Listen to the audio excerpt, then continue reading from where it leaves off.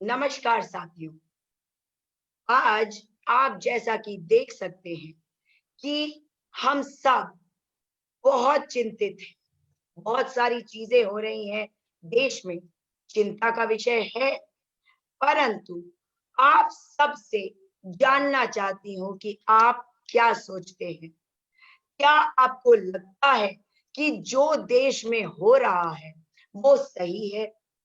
क्या आपको लगता है कि जिस प्रकार से चीजें आज हो रही हैं, ये तरीका ही रह गया है, या आपको लगता है कि कोई और तरीका भी है हमारे पास? जी हाँ, मैं कोरोना काल में चक्रवाती तूफान का जो डर है, गुजरात में, महाराष्ट्र में, वहां के जो हाल है, उनके लिए, वहां के लोगों के लिए प्रार्थना करती हूँ। परंतु इसके अलावा जो हमारे नेचुरल डिजास्टर्स है, उनके अलावा भी कुछ है। ये है मैन मेड डिजास्टर। मैं ढूंढ रही हूँ स्मृति ईरानी को, मैं ढूंढ रही हूँ प्रकाश जावड़ेकर को, और ढूंढ रही हूँ वही वाले मोदी जी को जो दिला सकते थे हमें महंगाई से निजात। हाँ, मैं बात क्या कर रही हूँ? मैं बात कर रही हूँ पेट्रोल, डीजल, एलपीजी के दामों के बारे में, जो कर रहे हैं हमें आज बेहाल। आप मुझे बताइए कि बहुत बड़ी-बड़ी बातें तो हो चुकी, आज क्या है आपका हाल? आपको सुनाना पड़ेगा। यूपीए की सरकार के समय में $105 प्रति बैरल था क्रूड ऑयल, कच्चा तेल, और आज $30 प्रति बैरल हो गया है। परंतु तब था पेट्रोल ₹74 प्रति लीटर, और आज है ₹80 प्रति लीटर। अब था डीजल ₹60 प्रति लीटर, आज ₹70 प्रति लीटर। एलपीजी ₹415 प्रति सिलेंडर, और आज है ₹800 प्रति सिलेंडर। इन्हीं मुद्दों पे चर्चा करेंगे, और मेरे साथ मेरी साथी नीलिमा शाह जी जुड़ रही हैं गुजरात से। नमस्कार नीलिमा जी। नमस्ते Sujata ji. Thank you viewers. आप बहुत मुखर होके सोशल मीडिया पर बोलती हैं, आप सरकार से सवाल करती हैं। आप अहमदाबाद से हैं और फिर भी सरकार से सवाल करती हैं, मुद्दा रखती हैं सरकार से पूछने का कि क्यों आप पेट्रोल, डीजल, एलपीजी के दाम बढ़ा रहे हैं? आप क्यों चीजों को सही प्रकार से नहीं कर रहे हैं? तो मुखर होके बोलने वाली नीलिमा शाह जी, आपसे जानना चाहती हूँ कि आपका क्या कहना है? ये जो डीजल की मार, पेट्रोल की मार, एलपीजी की मार, वो भी कोरोना काल में। कोरोना काल में तो मार है ही है, पर हम तो 2014 से देखते आ रहे हैं कि दाम बढ़ ही रहे हैं, कहीं पर कम होने का नाम नहीं लेते। हम्म। तो देखना यह है कि पेट्रोल डीजल अगर महंगा होता है तो ढुलाई भी बहुत ज्यादा महंगी होती है। हम्म। मान लीजिए पेट्रोल में 1 रुपया बढ़ा, सीधा दूध में लीटर पर लीटर 1 रुपया बढ़ जाएगा। बिल्कुल। वैसे ही खाने पीने की चीजें बहुत महंगी हो रही है। तो ऐसे टाइम पर आप पूरा खाना खाओगे, या बच्चों को पढ़ाओगे, या बिजली का बिल भरोगे, क्या हम्म। करोगे? हाँ। मुझे सिर्फ इतना कहना है लोगों से कि याद कीजिए कांग्रेस सरकार का समय। कांग्रेस मानती थी कि रेलवे जनता की रीढ़ की हड्डी है। हम्म। कैसे भी करके रेलवे मतलब पेट्रोल डीजल को सस्ता रखो, सब्सिडी दो, खुद जो करना पड़ता है वो करो, पर ये हम्म। सस्ता रखो ट्रांसपोर्टेशन। हम्म। तो हमारा बजट भी चल जाता था, इतना इतना मतलब घर चल जाता था जितनी सैलरी थी उतने में। हम्म। पर फिलहाल बहुत मुश्किल है। हम्म। बिल्कुल। ये जो आप बात कर रही हैं, ये मार जो है आम जनता पे मार है। एक महिला होने के नाते पहले आपसे एलपीजी के बारे में जानना चाहती हूँ कि कोरोना काल में, जो अगर हम सिर्फ अपने बारे में ना सोचे, अपने आसपास लोगों के बारे में सोचे, तो आप मुझे बताइए कि जिन लोगों की तनख्वाहें बंद हो गई हैं, जिन लोगों को सैलरी नहीं मिल रही है, आज उनके लिए अपने घर में 2 रोटी खिलाना अपने घर में मुश्किल हो रहा है।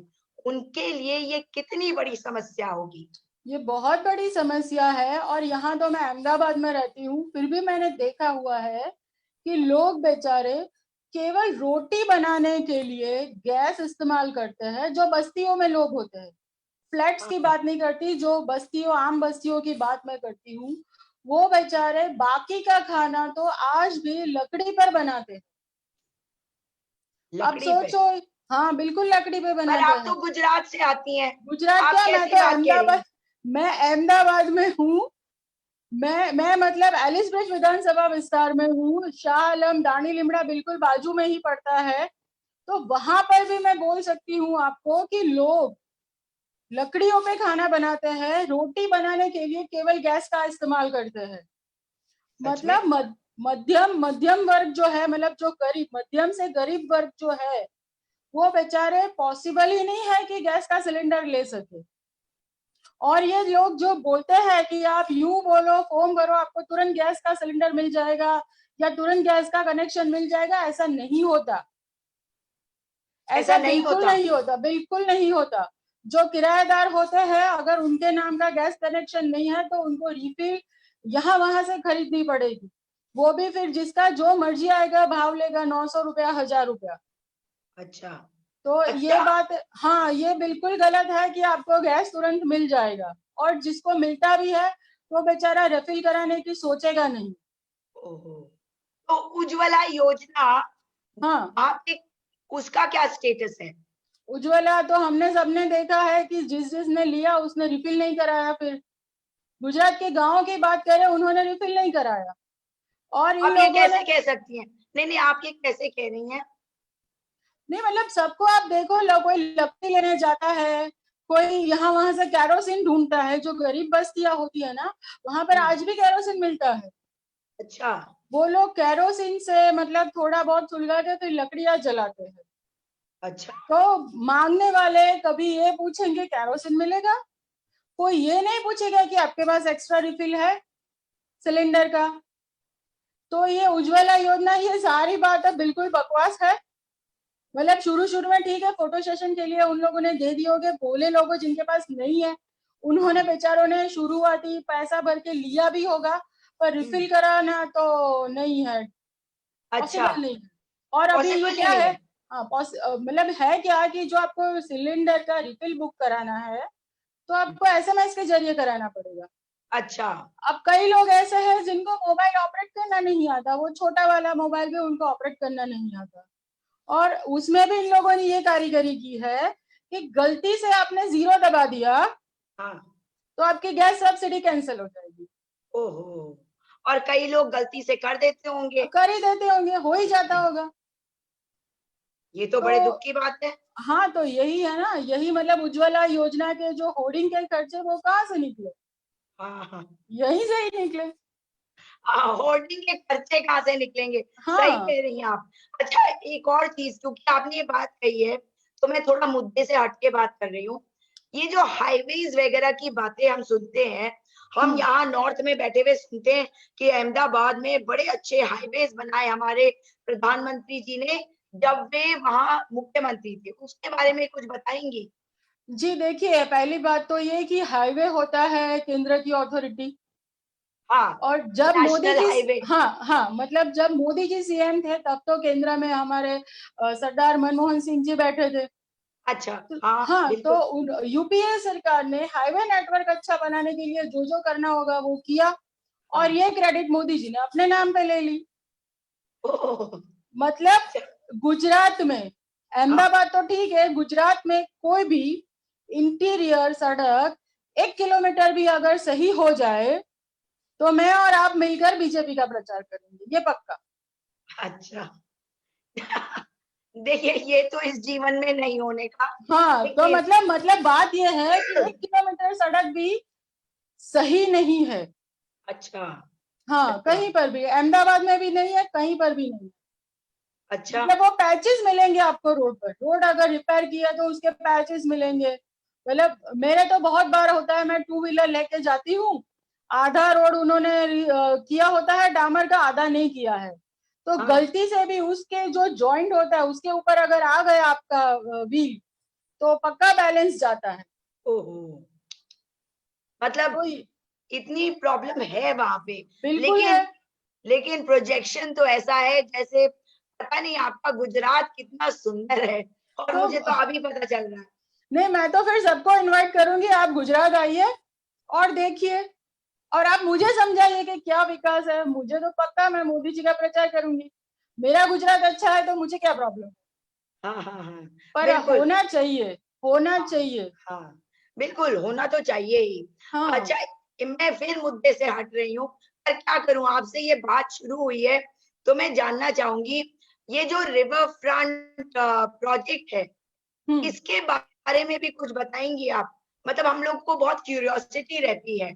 देखिए, रिवर फ्रंट प्रोजेक्ट, सबसे पहली तो बात ये है कि ये जो ऑन पेपर भी जिसने बनाया था हाँ। वो कांग्रेस सरकार थी। अच्छा। ठीक है, अभी रिवर फ्रंट बनाया है, वैसे तो दिखने में तो बहुत अच्छा है, हम्म। पर हम्म। कुछ जगहों पर गंदगी और वो सब रहता ही है। अच्छा। और सबसे बड़ा डर, मुझे अहमदाबादी होने के नाते मुझे ये लगता है कि रिवर फ्रंट हाँ 22 किलोमीटर का बना है। हाँ। 22 किलोमीटर के एरिया में नदी की चौड़ाई कम कर दी गई है, क्योंकि दोनों साइड रिवर फ्रंट का जो वॉकवे और ये सब बना है। तो हम्म। होना ये चाहिए, नदियों के लिए गाइडलाइन ये है कि नदियों की दोनों साइड आपको 1-1 किलोमीटर छोड़ देने हैं, हाँ, बाद में ही आपको कुछ बनाना है। सही में। ठीक है, यहाँ पर ये छोड़ा नहीं है। ओ। तो ये लगभग हर बरसात में होता है कि आगे से अगर बहुत ज्यादा पानी आ गया और नदी खाली नहीं की, तो हम्म। यहाँ पर पानी आ जाता है। मैं तो खैर रिवर फ्रंट के बहुत नजदीक रहती हूँ, मेरे टेरेस पर से भी दिख जाएगा। तो नदी में बहुत ज्यादा पानी आता है तो हमारी गटर भी बैक मारने लगती है। अच्छा। ठीक है, रोड पे जो गटर है उसमें से पानी बैक आएगा, और अगर मान लीजिए आगे बैरेज के दरवाजे खोल दिए हैं, हाँ। तो आगे खेड़ा जिले के गांव डूब जाएंगे। ओके। मतलब अच्छा। पानी, हाँ, पानी जो धीरे धीरे आने देना चाहिए वो तो होता नहीं है। हाँ जो हाँ हाँ। आपके पास परफेक्ट प्लानिंग होनी चाहिए कि आगे से कितना पानी आ रहा है, क्या बारिश हो रही है, क्या हो रहा है, और हम्म। उस हिसाब से आपको नदी का प्लानिंग करना पड़ता है। तो वो हम्म। भी इन लोगों के पास गायब है। आपको बताऊं मैंने आपसे ये बात क्यों पूछी? हम्म। क्योंकि देखिए, हमारे उत्तराखंड में हम लोग तो, हमारी तो नदियां ही नदियां हैं। हम्म। आप लोगों के यहाँ जो नदियां हैं, हमारे यहाँ भरी हुई है हर जगह। और हम्म। यहाँ पे रिवर फ्रंट के नाम पे एक प्रोजेक्ट लाया गया, और हम्म। बिल्कुल सेम कंसर्न्स जो आपके हैं वही हम्म। हमारे हैं। तो हम हम्म। लोग ये कह रहे थे कि देखो, गुजरात का अलग है, हमारा अलग है। मगर आपसे बात करके तो मुझे ये समझ में आ रहा है कि जो प्रॉब्लम को हम देख रहे हैं, सेम टू सेम प्रॉब्लम आपने भी महसूस करी है, कि एक तो बिल्कुल। नदी को बहुत चौड़ाई उसकी कम कर दी गई है, हम्म। और पानी जब आता है तो वो बहुत डेंजरस हो जाता है, गटर में बैक मारता है, और ये सारी दिक्कतें आती हैं। तो खैर, वापस मुद्दे पे आती हूँ। आप मुझे बताइए कि जो पेट्रोल के दाम बढ़ाए गए हैं, इसको सरकार आज वापस लेने की तो बात बड़ी दूर की है।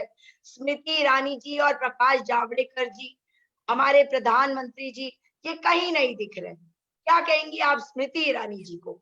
बस स्मृति ईरानी जी का स्टेटमेंट आया है ना कि भाई अभी तो मैं बाहर नहीं आना चाहती क्योंकि कोरोना हो जाएगा। ठीक है ना, घर में बैठ के जो स्टेटमेंट जारी कर रहे हैं वो भी ये लोग नहीं कर रहे, क्योंकि फिर उनके पास ये जवाब हो जाएगा कि भाई मैं तो इसकी मंत्री नहीं हूँ, मैं क्यों बोलूं। बिल्कुल। रविशंकर जी का अभी एक वीडियो देखा जिसमें उन्होंने कहा है कि पेट्रोल डीजल के दाम बढ़ना सरकार के हाथ में थोड़ा ही होता हाँ। है ना। मतलब जब मनमोहन सिंह जी की सरकार थी तो हो सकता है उनके घर में पेट्रोल डीजल का नल लगा हो, हम्म। और मनमोहन सिंह जी सबको उसे पाइप से पेट्रोल डीजल देते होंगे, इसीलिए वो लोग तो साइकिल पर निकल गए थे यूपीए सरकार के टाइम। और हम्म। अब जाकर इनको पता चल रहा है कि इनके इनके हाथ में नहीं है। हम्म। चलो कोई बात नहीं, पेट्रोल डीजल के भाव आपके हाथ में नहीं है, पर गवर्नमेंट को टैक्स कितना लेना है ये तो आपके हाथ में है ना। बिल्कुल। टैक्स तो कम कर दो कम से कम। हाँ, तो इस समय उन्हें क्या करना चाहिए? कोरोना के टाइम पे सरकार से आप क्या उम्मीद करती है कि वो क्या करे ताकि जो मिडिल क्लास की प्रॉब्लम्स हैं वो खत्म हो? उनको फिलहाल हर जगह पर टैक्स को, मतलब मिडिल क्लास को टैक्स में हर तरह की छूट दे देनी चाहिए। और पेट्रोल डीजल तो बगैर टैक्स का, बिजली का बिल तो बगैर टैक्स की, पानी का बिल तो बगैर टैक्स का। मैं एक बात बताती हूँ आपको, फिर मुद्दे से हटकर। पिछली बार मैं जब टैक्स भरने गई, अपने प्रॉपर्टी टैक्स भरने गई, तो शायद 520 या 560 रुपया एक्स्ट्रा लिया गया। तो मैंने पूछा भाई एकदम से क्यों इतना बढ़ गया, हाँ, कोई देख लो, कुछ बाकी नहीं है मेरा पीछे का। तो बोले नहीं, इस बार बिल में ज्यादा लिया गया है। मैंने पूछा क्यों लिया गया है, तो उन्होंने बोला स्वच्छता के लिए, कि आपके घर से गीला कचरा और सूखा कचरा अलग लेने आते हैं ना, उसका। अब अच्छा, इसका नियम भी शायद ये है कि आप 1 BHK के फ्लैट में रहते हो या 6 BHK के बंगले में रहते हो, पर ये चार्ज फिक्स है। ओ, मतलब सोसाइटी कोई है, फर्क नहीं है। हाँ मतलब सोसाइटी है, तो सोसाइटी में तो अपना स्वीपर आता है, वो हर एक के घर से कचरा लेकर के जाता है। तो जो कॉर्पोरेशन आती है, वैसे रोज आती भी नहीं है गाड़ी कचरा लेने, पर जब भी आती है तो उसको तो एक ही जगह से उठाना है। फिर आप इतने सारे लोगों से क्यों पैसा ले रहे हो? बिल्कुल, बिल्कुल, ये तो बहुत वैलिड पॉइंट है। आप गुजरात में बैठी हैं और आपसे एक और चीज़ गुजरात के बारे में पहले बात कर लेती हूँ। आपके यहाँ एक बड़ा सुंदर सी मूर्ति बनाई गई, जी स्टैचू ऑफ यूनिटी। जी किसकी यूनिटी है? और आज जब हम बात कर रहे हैं कि हमें चाइनीज प्रोडक्ट्स का बहिष्कार करना चाहिए, तो ये मूर्ति जो है, ये तो चाइना वालों ने ही बना के दिया है। ये आप बिल्कुल, लोगों को बताइए ज़रा। मूर्ति तो चाइना वालों ने ही बना के दी है। मतलब सबसे पहले जब ये आइडिया आया मोदी जी के मन में, तब उन्होंने सबके घर से, सब मतलब किसानों से लोहा मंगवाया था। जी, देखिए, लोगों को अपने साथ जोड़ने की भी ये एक अलग अलग एक स्टाइल है। तो उन्होंने सारे किसानों से ये मंगाया कि आप अपनी मेहनत का कुछ भी दे दो, हाँ, कोई हल दे दो, कोई भी पावड़ा दे दो, कुछ भी दे दो। इसी हुँ, से हम स्टैच्यू ऑफ, मतलब सरदार पटेल किसान थे ना, उन्होंने बहुत किसानों के लिए बहुत कुछ किया है। हाँ, तो सरदार पटेल का स्टैच्यू उसी में से बनाएंगे। हाँ, हाँ, तो पहले तो सबके पास से इतना सारा लोहा मंगवा लिया, हाँ, अब लोहा कहाँ गया किसी को नहीं पता। हुँ, ठीक है, और अभी ये चाइना से बनकर मूर्ति आई, आदि यहाँ आकर बनाई। और आप अलग अलग लिंक पर देखोगे स्टैच्यू ऑफ यूनिटी के बारे में, तो हुँ, उसमें कई जगहों पर ऐसा उल्लेख किया गया है कि ज्यादा हवा चलती है ना, तो ये स्टैच्यू खड़ा नहीं रह सकता। हुँ, उसके नीचे का जो बेस बनाया गया है, वो कुछ ही विंड लोड को झेल सकता है, ऐसा है। अच्छा, हाँ, तो तो मतलब हाँ, ये भी बहुत डाउटफुल है हाँ, कि ये चाइनीज प्रोडक्ट कितनी रहेगी। चाइनीज़ प्रोडक्ट चाइनीज़ बाकी प्रोडक्ट बाकी सरदार पटेल ने ये कहा था कि मेरा कोई भी स्मारक नहीं बनाया जाए, मेरी हाँ, कोई भी समाधि नहीं बनाई जाए, हाँ, और जब मेरी मृत्यु हो तो मुझे उसी स्मशान में अग्निदाह दिया जाए जहां हुँ, पर मेरे परिजनों को दिया था। हुँ, तो हुँ, ये वजह थी कि सरदार पटेल का कोई स्मारक नहीं बना, पर सरदार पटेल के नाम से अनेक परियोजनाएं बनी है। हुँ, और मोदी साहब ने आकर के प्रचारित कर दिया, सरदार को अन्याय किया, सरदार को अन्याय किया, सरदार को अन्याय किया। हाँ, ठीक है, और सरदार के नाम पे इतना बड़ा घोटाला कर दिया। हाँ।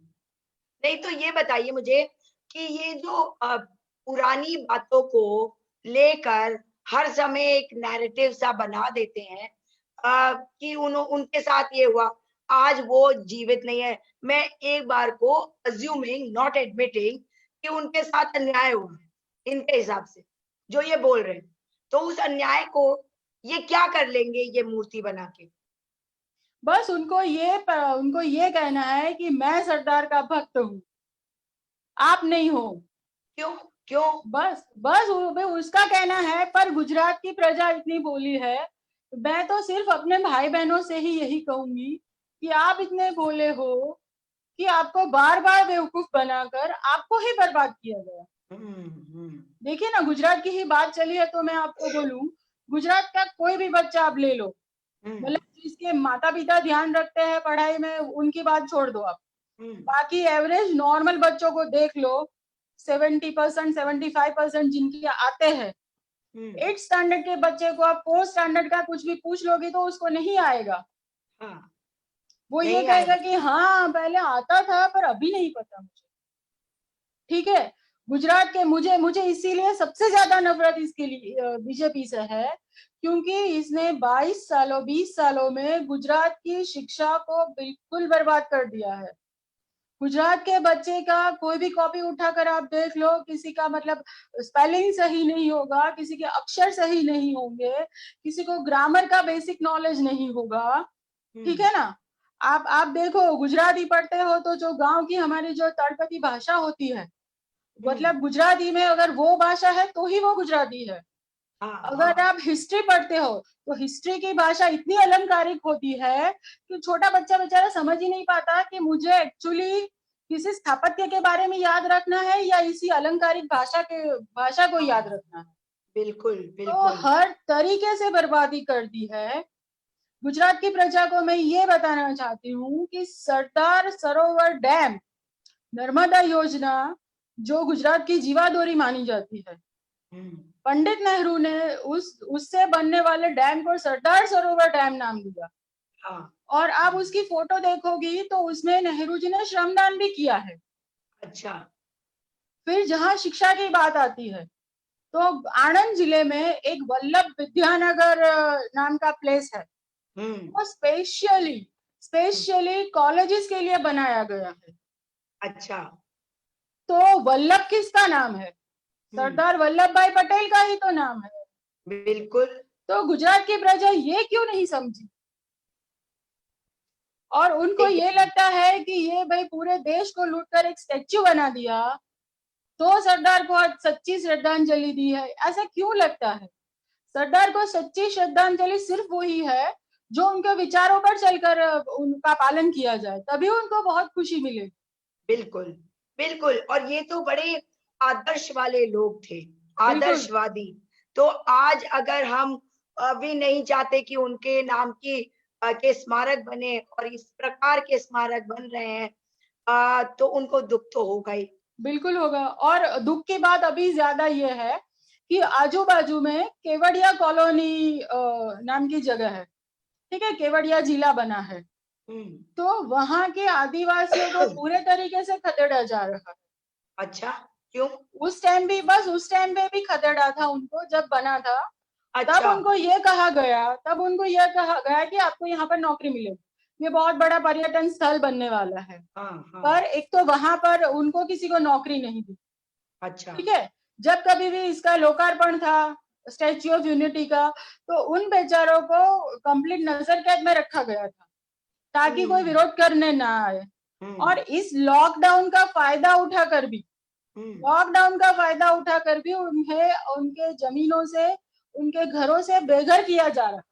हम्म हमारे कांग्रेसी विधायकों ने विरोध प्रदर्शन करने की कोशिश की थी, तो हाँ, 6 विधायक और हमारे कार्यकर्ता कईयों को हिरासत में ले लिया। अच्छा। तो क्या सरदार होते तो किसी भी भारतीय पर ये जुल्म सह सकते थे? हम्म बिल्कुल, आप सही कह रही हैं। और ये तो बहुत ही दुख की बात है। पर आपसे बात करके ना बहुत कुछ ऐसा है जो हमें भी पता चला है। इसीलिए मैं आपको दोबारा भी जोड़ूंगी। पर अभी अंत में एक बात के बारे में आपसे बात करना चाहती हूँ। आप गुजरात में, मैं उत्तराखंड में। उत्तराखंड में जो सरकार है, आपको पता है हमारी सरकार क्वारंटीन में है और हमारी जो जनता है वो आत्मनिर्भर है।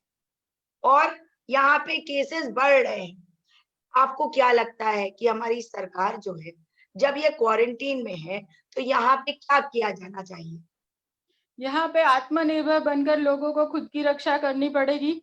हाँ, जिनको भी लगता है कि सिम्टम्स है तो उनको अपने आसपास के लोगों को ही मदद लेकर के उसको आइसोलेशन में रहने की फैसिलिटी देनी पड़ेगी। और जो भी हमारे जैसा डॉक्टर है, जिन्होंने याद रखा है कि डॉक्टर हाँ, बनते समय उन्होंने क्या शपथ ली थी, हाँ, ऐसे डॉक्टर्स की मदद से वो सिम्टम्स दूर करने की दवाइयाँ लेनी पड़ेगी। बाकी तो बस ईश्वर मालिक है। ईश्वर ही उत्तरा मालिक है। उत्तराखंड आपको के बारे में मैं ये कहना चाहूँगी कि उत्तराखंड में जो भी हमारे 4 धाम हैं, जो भी देवस्थान है, हम्म, उसका फिलहाल शायद श्राइन बोर्ड बन गया है। हाँ, हाँ, उसका तो विरोध हो रहा है। ये जो महान शक्तियाँ बैठी है हम्म, पौराणिक काल से हमारी रक्षा करने के लिए, अगर उनको छेड़ोगे, तो वो भी आपके बचाव में नहीं आएगी। तो आप मैं सही कह रहे आपके हैं। आपके आपके माध्यम से आपके व्यूअर से ये कहना चाहूँगी कि अगर आप दिल से जिस किसी भी धर्म में मानते हो, तो उस धर्म के नियम याद रखिए कि कोई भी प्रतिमा जी है, कोई भी मूर्ति है, कोई भी मंदिर है, उसमें जब प्राण प्रतिष्ठा की गई होगी, तब उस समय के तपस्वी, वो जो मुहूर्त होते हैं ज्योतिषीय, उन सब ने मिलकर एक शक्ति उसमें डाली थी। अभी बिल्कुल। उसको शस्त्र लगाकर बिल्कुल भी हटाओगे, तो वो हम्म, शक्तियाँ चली जाएँगी। फिर हम्म। आपको कौन बचाएगा? और ईश्वर में तो विश्वास करना ही पड़ता है और बिल्कुल ईश्वर करना का पड़ता मान है। भी करना पड़ता है, ईश्वर से डरना भी पड़ता है। और जब ऐसी आपदाएं आती हैं तो ईश्वर ज्यादा याद आते हैं मनुष्य को। और बिल्कुल। आपने जो बात कही, ये बात मैं भी कहती रहती हूँ। आपको मैं 2013 की आपदा के पहले की बात बताऊं, जहाँ पे धारी देवी माँ का एक मंदिर था जो नदी के बिल्कुल तट पे था, तो उसको हटाया गया वहां से। तो इन्होंने कहा नहीं, हमने पूजा पाठ कर ली है और पंडितों ने कह दिया है कि इसको शिफ्ट किया जा सकता है। और आपको पता है, जिस दिन उसे शिफ्ट किया गया, उसी दिन वो आपदा की शुरुआत हो गई। बिल्कुल। तो हमारे जो पहाड़ के लोग हैं, वो इस बात को मानते हैं। हमारे जो देवभूमि के लोग हैं, वो इस चीज को समझते भी हैं। मगर ये जो राजनीति है ना, ये जो हम दलों में बटे हुए हैं, ये कहीं ना कहीं पिछले 6 सालों में हम पर इतना हावी हो गई है कि हम ये भूल गए हैं कि हम मनुष्य भी हैं, हम हुँ, इंसान भी हैं और हमारा धर्म इंसानियत है। आप देखिए कि किस प्रकार से कभी टिड्डियों का अटैक हो रहा है, कभी ये चक्रवाती तूफान आ रहे हैं और जिस प्रकार से चीजें हो रही हैं, कभी अर्थक्वेक आ जाता है, जैसे दिल्ली गुरुग्राम वगैरह में आया था कुछ दिन पहले। तो कहीं ना कहीं आपकी बात से मैं पूरी तरह से सहमत हूँ कि हमें सोचना पड़ेगा कि हम किस ओर जा रहे हैं। अंत में आपसे मैं यही कहूंगी कि आपसे आज बात करके बड़ा अच्छा लगा मुझे और भी। मैं यही प्रार्थना करूंगी कि गुजरात और महाराष्ट्र जो है, आने वाले निसर्ग का जो आपका चक्रवाती तूफान है, उससे बचा रहे, सेफ रहे, सुरक्षित रहे। इसी प्रार्थना के साथ आपसे आज विदा लूंगी। दोबारा आपको जरूर जोड़ूंगी इस जी, कार्यक्रम पक्का, में। पक्का। धन्यवाद। जी, बस सब खुश नमस्कार। रहे। नमस्ते। शुभ रात्रि। शुभ रात्रि जी, शुभ रात्रि।